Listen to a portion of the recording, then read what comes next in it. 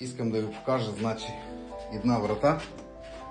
Клиента му извика, казва, че тя провисва отдолу. Виждате тук.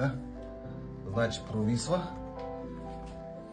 И казва, че нищо не може да се оправи. Дойдахме, разтъклихме и вижте какво.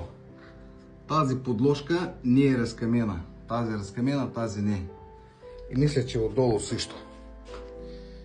Ще можем ли да оправим? Ще можем. Ще ви покажа накрая как ще изглежда. Ето. Хубав ден. Тук всичко за остъкляване. Искам да покажа. Значи как го оправих. Ето. Вратата се отваря. Идеално. И няма нищо. Разкамихме вратата. И стана хубавичко.